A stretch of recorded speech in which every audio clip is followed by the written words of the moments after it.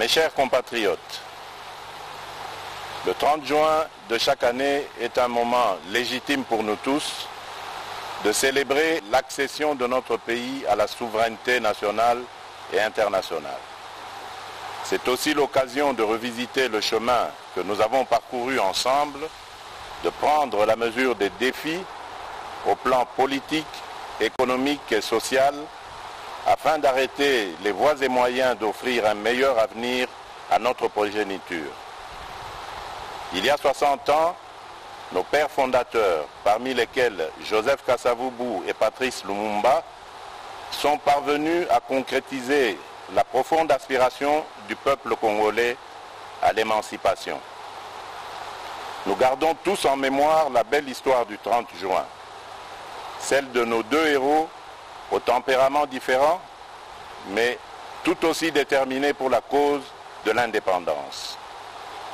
À cet égard, il me paraît juste, 60 ans plus tard, de réconcilier ces deux approches et d'élever Joseph Kasavubu, longtemps oublié, au rang largement mérité de héros national. Dans le même ordre d'idées, je viens de signer l'ordonnance portant nomination du maire et du maire adjoint de Lumumba-Ville dans la province du Sankourou, rendant celle-ci effective et opérationnelle. Le Congo, ce pays voulu et créé sans nous, 75 années plus tôt à Berlin, nous l'aimons et nous le chérissons, unis par le sort et ayant en partage une longue histoire commune, faite de joie, de larmes, de sueur et de sang. Sans équivoque, nos pères ont fait le choix de l'indépendance, de la dignité et de la solidarité nationale, tout en étant conscients du risque encouru par le pays, car à son devenir économique et social, faute d'une préparation adéquate de la jeune nation. L'effondrement du socle de confiance intervenu entre les acteurs politiques nationaux dès le lendemain de la proclamation de notre indépendance est le résultat combiné de l'inexpérience, de la jeunesse de la classe politique et du jeu malsain des convoitises extérieures. Ce départ raté a conduit notre pays, un pays aux promesses pourtant exceptionnelles, dans une descente aux enfers qui a pu paraître interminable et qui n'a épargné aucun secteur de la vie nationale. Déjà avant l'indépendance, dans son discours visionnaire d'Accra en décembre 1958, Patrice Lumumba nous invitait à nous opposer de toutes nos forces à la balkanisation du territoire national sous quelque prétexte que ce soit. Effectivement, comme un serpent de mer, la menace de la balkanisation aura traversé l'histoire de ces 60 dernières années, la rendant tumultueuse et trouble sous l'instigation de puissances extérieures en complicité avec des enfants du pays et des pays voisins. Loin de briser notre volonté de vivre ensemble, je voudrais que les menaces contre notre pays raffermissent les liens historiques et le sentiment patriotique qui font de nous les fils et les filles de la grande nation congolaise au cœur de l'Afrique. Très chers compatriotes, au combat pour l'indépendance s'est substitué un combat pour la démocratie, les libertés fondamentales et le progrès social, comme si, après l'indépendance, le peuple du Congo avait troqué une soumission externe contre une soumission interne. 60 ans durant, malgré les vicissitudes et leur cortège de conséquences douloureuses, notre patrie est restée une et indivisible. Je sais gré à toutes les filles et à tous les fils de la République qui ont lutté jusqu'au sacrifice suprême dans leur détermination à préserver l'intégrité de notre territoire, l'unité nationale et les droits humains. Je n'oublie personne. Je pense à nos vaillants officiers et soldats qui travaillent nuit et jour dans des conditions extrêmement difficiles. Je pense à nos mamans et nos sœurs martyrisées dans leur chair. Je pense à nos enfants victimes des conflits, à qui un triste destin a arraché le simple droit d'espérer. Je pense à nos classes laborieuses, à nos paysans, à tous ceux qui chaque matin affrontent des difficultés de tout genre pour subvenir aux besoins de leur famille. Je pense à l'ensemble de nos forces vives, et en particulier tous les combattants et martyrs de la démocratie, qui, dans la suite d'Étienne Tshisekedi d'heureuse mémoire, ont affronté les répressions les plus sanglantes, les plus barbares, depuis les temps forts de la guerre froide jusqu'à la veille des élections de décembre 2018. Je pense à nos filles et à nos fils, lâchement abattus dans les rues de nos villes et de nos villages, jusqu'à l'intérieur des églises ainsi profanées. Je n'oublie personne, je n'oublie rien, aucune douleur, aucun déchirement ne doit être oublié. Au nom de l'ensemble du peuple congolais, je m'incline une fois de plus devant leur bravoure. Leur héroïsme nous a permis de franchir une étape importante dans notre marche vers l'instauration d'une nation respectueuse de la personne humaine et du caractère sacré de la vie. Mes très chers compatriotes, à vous tous, mes amis, qui avez lutté sans relâche à nos côtés, je vous demande de faire de ce 30 juin 1960 une date illustre que vous garderez ineffaçablement gravée dans vos cœurs. Une date dont vous enseignerez avec fierté la signification à vos enfants pour que ceux-ci, à leur tour, fassent connaître à leurs fils et à leurs petits-fils l'histoire glorieuse de notre lutte pour la liberté. Cet appel prophétique lancé par Patrice Emery Lumumba le 30 juin 1960, je vous demande de le graver indélébile dans votre conscience, car plus que jamais, il demeure d'actualité. Dans sa longue quête pour la démocratie et l'état de droit, notre peuple a enduré les pires atrocités, crimes contre l'humanité et pillage de ses ressources. Aujourd'hui, 60 années plus tard, le devenir de la nation est toujours entre les mains d'une classe politique, toutes tendances confondues, qui demeure versatile et qui peine à arracher la nation du cercle vicieux de l'instabilité et de la pauvreté. Jugez vous-même de notre héritage commun 60 ans après. Alors que le revenu moyen par habitant était de 1 000 $ américains en 1960, il est estimé à 400 $ américains aujourd'hui, en termes constants. Autrement dit, le Congolais moyen a perdu 60% de sa richesse au cours des 60 dernières années. Notre pays est paradoxalement aujourd'hui l'un des pays les plus pauvres du continent, alors qu'il fut l'un des plus riches il y a 60 ans. Notre réseau routier ne représente plus que 10% de ce qu'il était en 1960 et le réseau ferroviaire que 20%.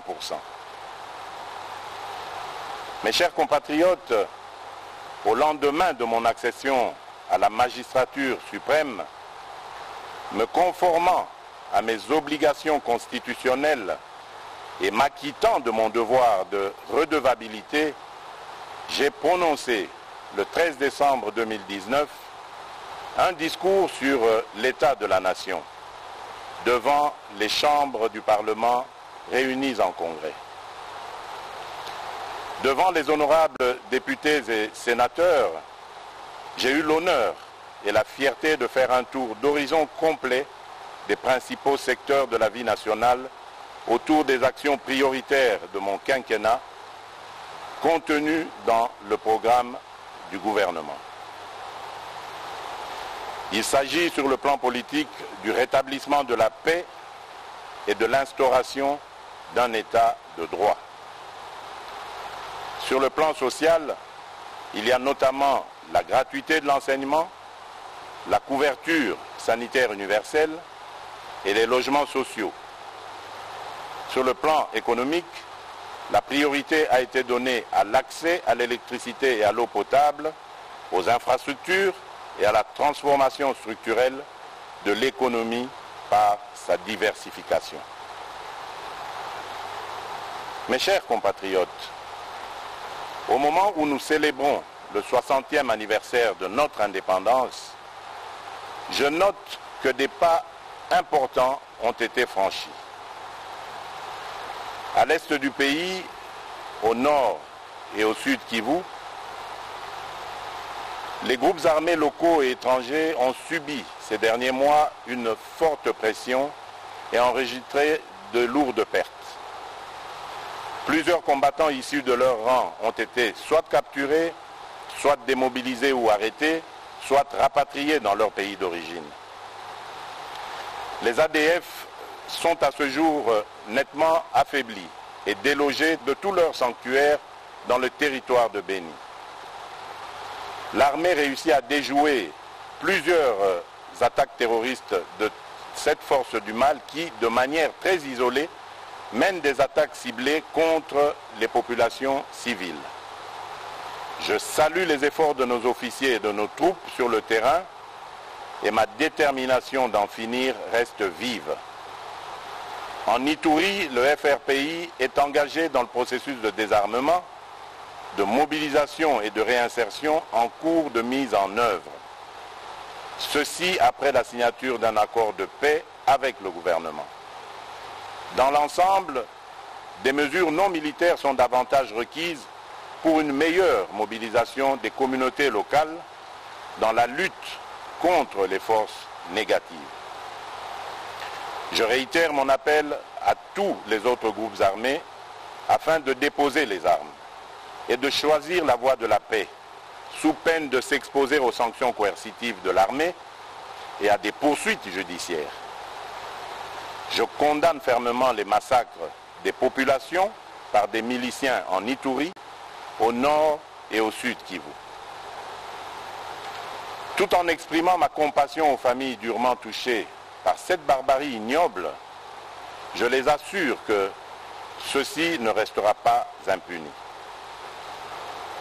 Chers compatriotes, comme je m'y étais engagé, l'établissement d'un état de droit est en marche dans notre pays.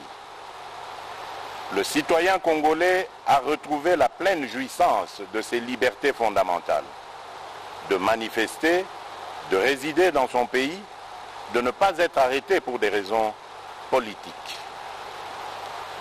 La justice recouvre peu à peu son indépendance. Les avancées enregistrées l'ont été au prix de sacrifices extrêmes. Elles ne peuvent être annihilées par des manœuvres d'arrière-garde qui s'observent chez certains de vouloir légiférer pour déposséder le Conseil supérieur de la magistrature du pouvoir judiciaire qu'il détient pourtant par la Constitution. Point n'est besoin de vous rappeler que la justice élève une nation. La justice est pour un état de droit ce que le sang est pour le corps humain. Voilà pourquoi j'estime que les réformes dans ce secteur doivent être dictées non pas par le souci de s'assurer une protection d'une personne ou d'un groupe de personnes, mais plutôt par le souci d'apporter plus d'efficacité et d'efficience au fonctionnement de la justice.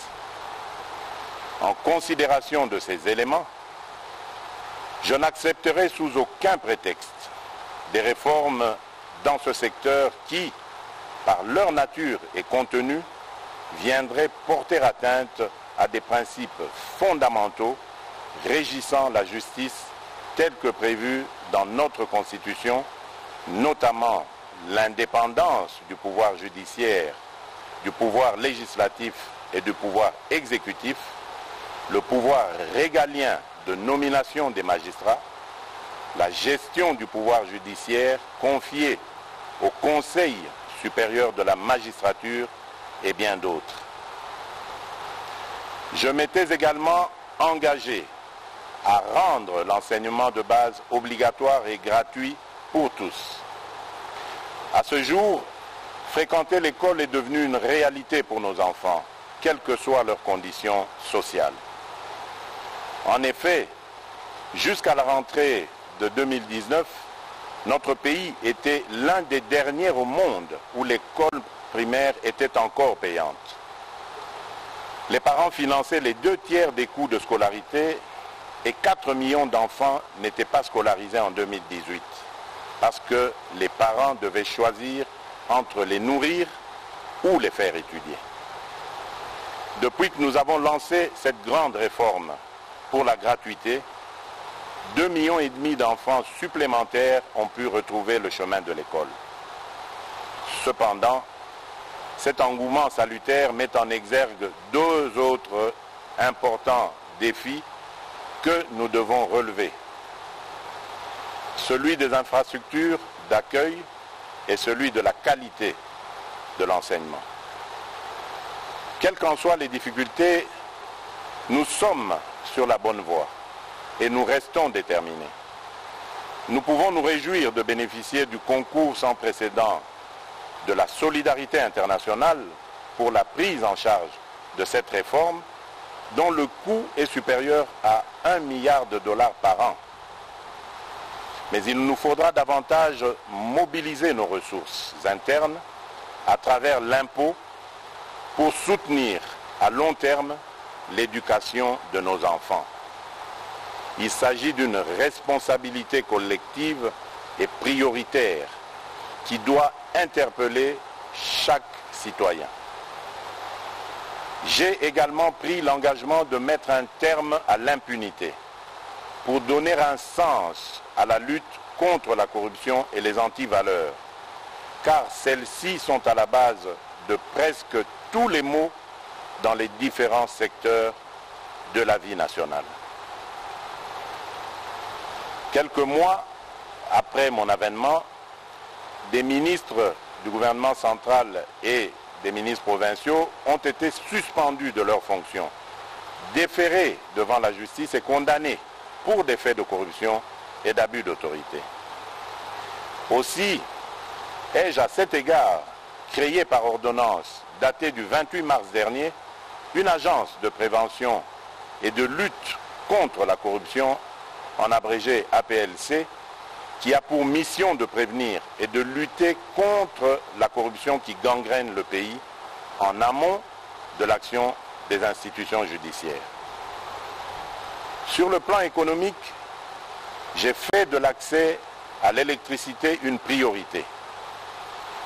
Plusieurs projets publics et privés sont en cours de démarrage, notamment une centrale solaire de 1000 MW à Kinshasa et d'autres à l'intérieur du pays.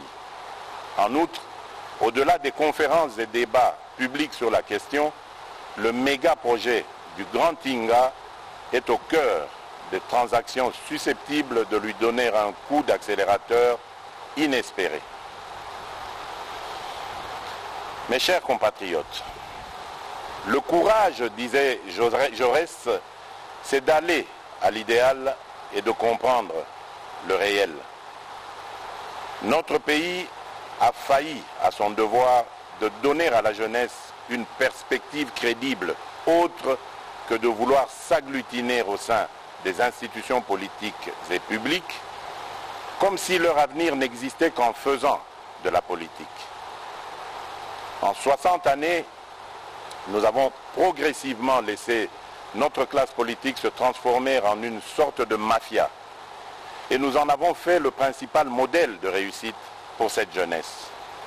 Il est temps de changer de paradigme et de créer les conditions qui permettront à nos jeunes de devenir les principaux créateurs de richesses dans notre pays. Cette jeunesse talentueuse, pleine d'énergie et avide de savoir, pour laquelle nous avons engagé le pays dans la transformation digitale à travers l'ambitieux plan national du numérique Horizon 2025. Depuis l'indépendance jusqu'à ce jour, notre pratique de la politique a eu pour principal effet de diluer l'efficacité, de diluer les responsabilités et au final de desservir au lieu de servir. La lutte contre l'impunité, contre la corruption et les antivaleurs constituent les éléments centraux de ma stratégie, sans lesquels tout réel espoir de changement est impossible. Mais dès lors que nous avons en toute conscience choisi de privilégier la réconciliation nationale pour mieux construire l'avenir et préserver la paix, la lutte contre l'impunité ne doit en aucun cas se transformer en vengeance ni en chasse aux sorcières. De même, aucune réconciliation crédible ne peut être envisagée si nous continuons avec les pratiques anciennes de la corruption, de la ruse et du crime. L'engagement que j'ai pris devant vous, devant ma conscience et devant Dieu, c'est de donner la chance à tous les Congolais, sans l'avenir, en toute liberté et en toute quiétude, mais sur de nouvelles bases morales. En aucun cas, cet engagement ne peut signifier la poursuite de l'impunité. M'inspirant des Saintes Écritures, mon objectif n'est pas de voir les méchants périr, mais plutôt qu'ils changent, qu'ils soient sauvés et que le pays tout entier s'en réjouisse. À défaut, ils s'exposeront à la rigueur de la loi. Celle-ci étant faite pour révéler la faute, j'accorde à la restauration de l'état de droit la première des priorités dans mon combat pour l'édification d'un nouveau Congo. J'ai entendu certains parler avec ironie ou crainte de la République des juges. La réalité est plutôt que le pouvoir judiciaire demeure confronté à de nombreux défis en termes de ressources, de capacités et d'indépendance. La République démocratique du Congo ne compte actuellement qu'un magistrat pour 28 000 habitants, alors qu'un ratio minimum de 1 magistrat pour 5 000 habitants est considéré comme étant la limite de la couverture requise par les standards définis par l'Association internationale des magistrats. La dernière grande vague de recrutement des magistrats en République démocratique du Congo date de 2011. Nous avons donc un grand retard à rattraper. Mes chers compatriotes, j'ai à cœur l'ensemble de vos aspirations pour un Congo meilleur, un Congo paisible, plus juste et plus équitable. Qu'il s'agisse de la réforme en cours de la justice, que je compte poursuivre et approfondir, de l'indispensable rattrapage en matière d'infrastructures de base, de l'accès à la santé, de la pacification intégrale du pays ou de la préservation de l'environnement, le Congo a grandement besoin de ressources et de méthodes pour poursuivre avec succès la mise en œuvre du programme pour lequel vous m'avez élu. Je souhaite que l'expérience douloureuse révélée au cours du procès en rapport avec le programme des 100 jours tourne définitivement la page de la longue série de projets et programmes qui, à travers l'histoire de notre pays, ont donné lieu à d'importants coulages des ressources publiques en toute impunité.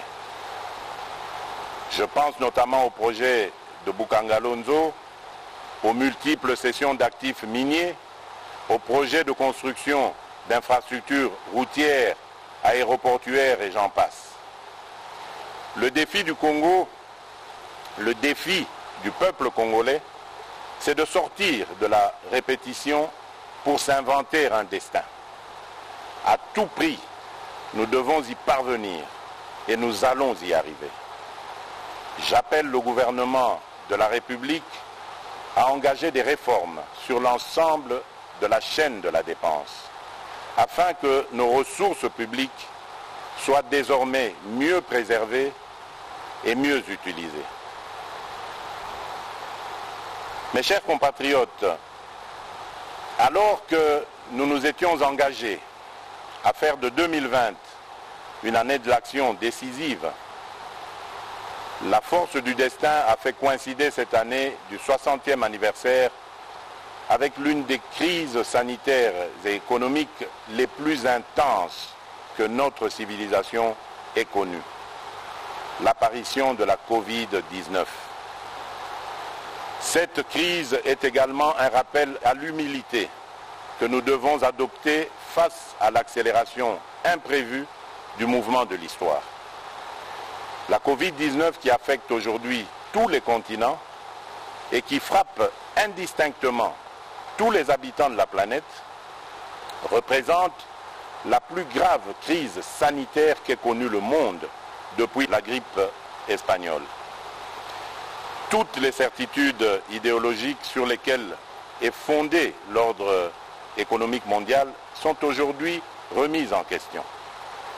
Pour s'adapter à cette nouvelle donne et offrir à ses États membres la possibilité d'investir massivement dans la lutte contre la Covid-19, l'Union européenne ainsi que la Banque centrale européenne ont revu et assoupli de manière exceptionnelle leurs règles et pratiques en matière budgétaire et d'endettement.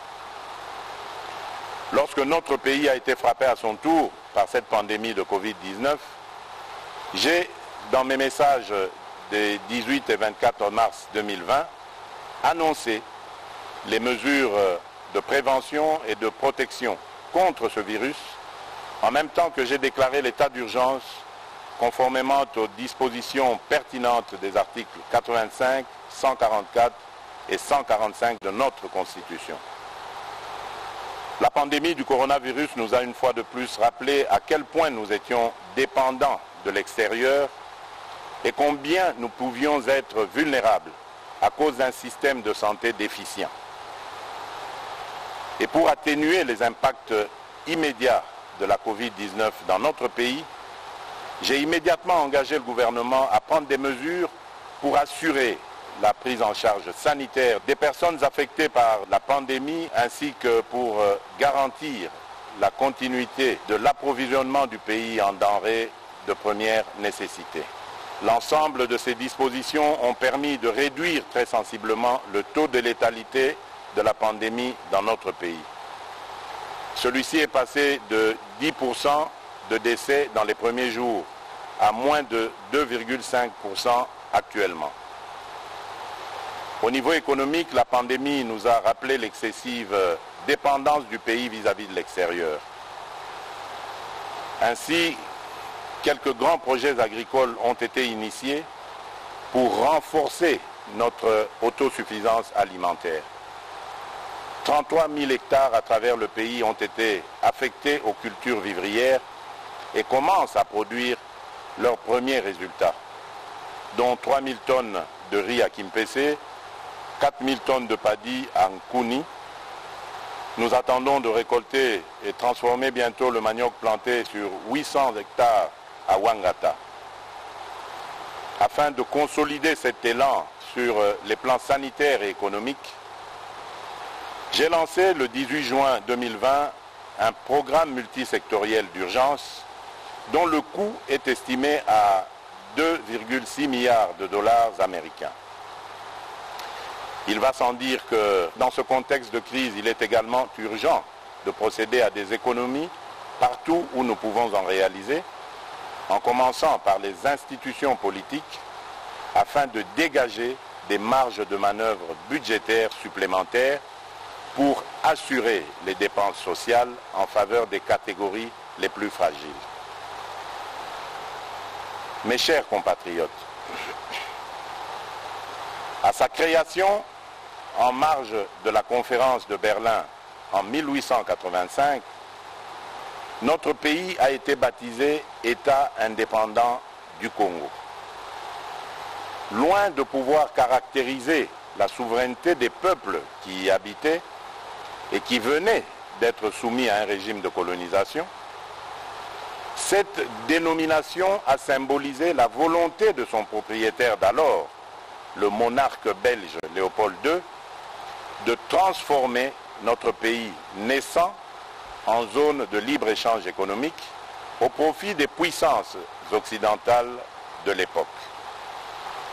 C'est ainsi que notre pays a toujours été un centre d'enjeux planétaires qui le dépasse, au point que c'en est devenu son ADN, la source de ses joies et de ses peines.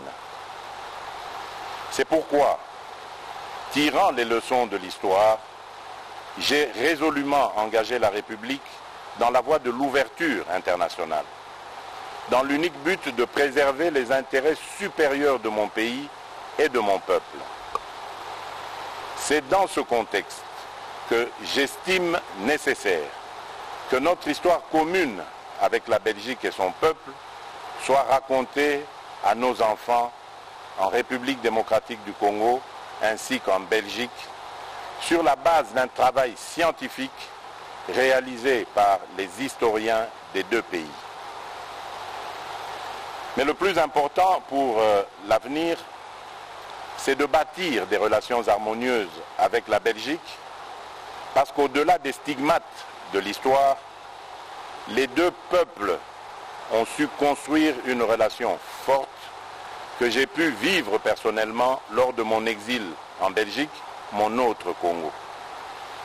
C'est ainsi que, n'eût été la pandémie de la Covid-19, j'avais prévu de commémorer les 60 ans de notre indépendance ici à Kinshasa, avec comme invité spécial le roi Philippe de Belgique, qui, tout comme moi, cherche à renforcer les liens entre nos deux pays sans renier notre passé commun, mais dans l'objectif de préparer un avenir radieux et harmonieux au profit de nos deux peuples.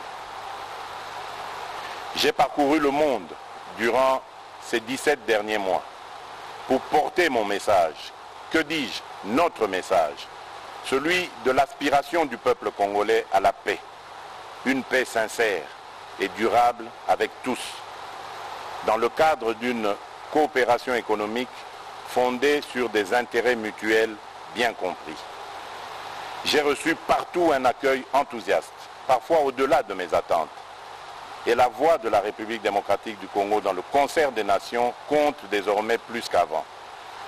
Notre pays, naguère victime de guerres d'agression, assure désormais des médiations de paix et offre ses bons offices, notamment entre l'Égypte et l'Éthiopie, en rapport avec le différend relatif aux eaux du bassin du Nil, ou encore aux côtés de l'Angola pour la recherche de la paix entre le Rwanda et l'Ouganda dans l'intérêt de la paix dans l'ensemble de la sous-région des Grands Lacs. Mais nombreux déplacements ont également hissé la coopération au développement en faveur de la République démocratique du Congo à un niveau sans précédent. Rien que pour la Banque mondiale et le Fonds monétaire international, depuis février 2019 jusqu'à ce jour, notre pays a mobilisé plus de 3,4 milliards de dollars en dons et en prêts approuvés par ces deux institutions, desquels environ 1 milliard ont déjà été décaissés. Au niveau bilatéral, les nouveaux engagements financiers générés en faveur du Congo à la suite de cette intense activité diplomatique dépassent le milliard de dollars, dont plus de 600 millions rien que pour les États-Unis d'Amérique, pays avec lequel nous avons établi une relation privilégiée et stratégique.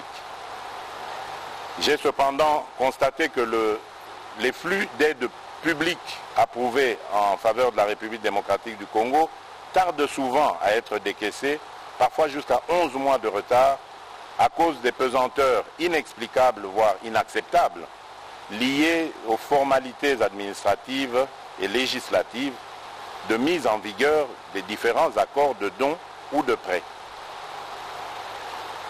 L'urgence de nos défis économiques et humains ne peut continuer de s'accommoder de tels atermoiements funestes. Mes chers compatriotes,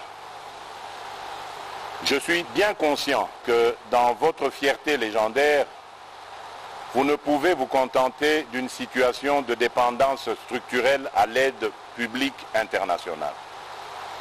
C'est pourquoi je nous invite à concentrer l'essentiel de notre fierté nationale à promouvoir le sens de la valeur du travail, la création de la richesse, le juste et l'exercice de la solidarité nationale. Mes très chers compatriotes, alors que l'œuvre du redressement de notre pays postule le rassemblement de toute la nation autour de l'essentiel, nous devons affronter en même temps les contingences imposées par cette expérience inédite de coalition politique formant la majorité. Il est important que cette expérience inédite et sensible, mais que nous voulons salutaire, ne conduise à aggraver les problèmes de notre société en créant ou en renforçant l'hostilité mutuelle et la méfiance. Comme il y a 60 ans, étrange répétition de l'histoire, et un président de la République qui viennent de composantes politiques différentes, jadis en opposition frontale. N'est-ce pas un sort de l'histoire afin que nous réparions le péché originel qui a entraîné notre pays dans une succession de crises? C'est pourquoi, en tant que garant constitutionnel du bon fonctionnement des institutions, je ne ménagerai aucun effort pour m'assurer, via un dialogue interinstitutionnel régulier, qu'aucune crise inutile ne puisse perturber la stabilité du pays, si importante pour son essor.